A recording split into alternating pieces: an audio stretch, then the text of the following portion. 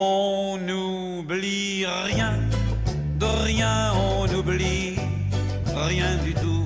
On n'oublie rien, de rien. Saviez-vous, madame, monsieur, qu'il existait des championnats de la mémoire des championnats de la mémoire, c'est un championnat du monde qui a eu lieu en décembre. Quoi? Qui va avoir lieu? Qui va avoir lieu. Oui, j'avais oublié. Oui, bon, ça va. C'était juste pour faire rire Nathanaël de Rinxan. Hein? Non, ça ne le fait pas rire. Bon, très bien. Et ce championnat de la mémoire, ça vous a donné une idée. Vous avez rencontré un jeune homme qui est premier français dans ce championnat-là. Alors, qu'est-ce qu'il faut faire pour faire partie d'une équipe pour aller au championnat du monde de la mémoire? Alors, il y a les championnats de la mémoire, championnat du monde en Chine le mois prochain. Et il y a les championnats de la mémoire en France qui débutent demain et après-demain et qui invitent tous les gens qui veulent faire travailler leur mémoire. Et nous, nous avons rencontré le grand maître de la mémoire, le champion de France de la mémoire, qui est le français le mieux classé aux championnats internationaux en Chine. Il s'appelle Sébastien Martinez, il a 28 ans, parcours sans faute, hein, maths sup, maths spé, puis alors il est élève à l'école des mines et il a horreur du par cœur à l'école des mines. Alors c'est un peu un problème quand on fait ce genre d'études, il a horreur du par cœur et un jour il tombe sur un ouvrage, sur un livre très intéressant, un psychologue anglais qui lui livre les secrets de la mémorisation. Et là, ni une ni deux, il sort de son école ingénieur et il se dit je vais monter une entreprise et je vais apprendre aux gens et notamment aux étudiants à faire travailler leur mémoire. Pour être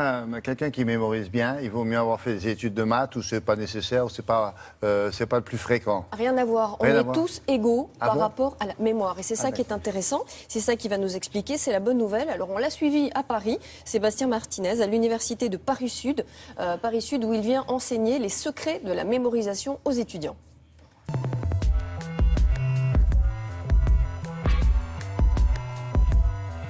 Vous allez regarder que les images, un tapis, une fée, une toque et une nappe. Et là, tu dois dire les 4 que tu as vus. On a tous un cerveau incroyable en termes de mémorisation. Il est capable de stocker plein d'informations. La seule vraie différence entre les individus, c'est leur capacité à faire rentrer ces informations. Donc, je donne souvent l'image d'un logiciel. L'ordinateur est très puissant, mais le logiciel pour faire rentrer, pour écrire, varie. Et c'est ça qu'on peut faire évoluer en apprenant des nouvelles stratégies, des nouveaux logiciels. Ce qui est important, c'est que vous allez vous créer une scénette dans votre tête. On va faire un lien entre chaque carte. Chaque carte va appeler la carte d'après. On avait le tapis au début. On avait le tapis, on avait une fée, une toque et une nappe. On peut partir en délire. On peut imaginer, tiens, il y a un tapis. On soulève le tapis, on regarde dessous. Qu'est-ce qui apparaît dessous? Une fée, la fée clochette. On développe énormément cette capacité d'association, donc à créer des liens. Donc pour créer des liens, là il y a 2 grandes possibilités. Soit on crée des liens logiques, soit on crée des liens un peu plus loufoques, abstraits. Après on a une toque. Et imaginez la fée clochette, elle est en train de faire des gâteaux. Elle a une toque sur la tête. Imaginez cette scénette. Et on va continuer, on va rajouter les autres cartes.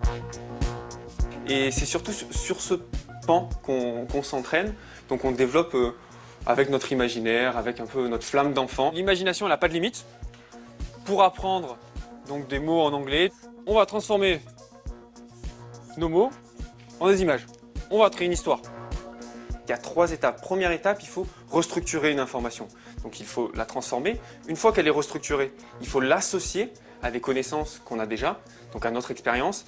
Et la dernière étape, c'est réactiver, rappel, donc faire des exercices, revoir l'information. Et lorsqu'on passe via ces 3 étapes, forcément, on est tous en capacité d'apprendre.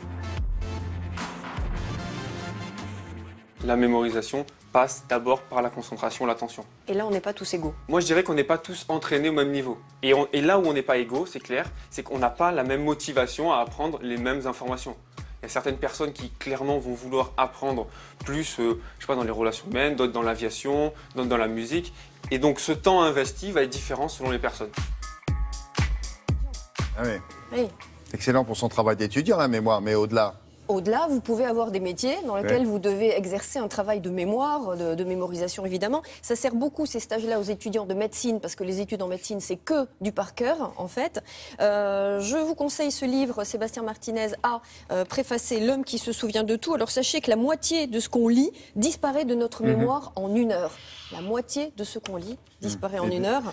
Et après lecture de ce livre... combien de ce que l'on entend à la télé ou ailleurs d'ailleurs? C'est à partir de 15 secondes, on oublie tout énorme. De toute façon. Donc ce ne sera plus le cas quand vous aurez lu Dépêchez-vous, hein, ce livre, L'homme qui se souvient de tout, de Sébastien Martinez. Merci beaucoup.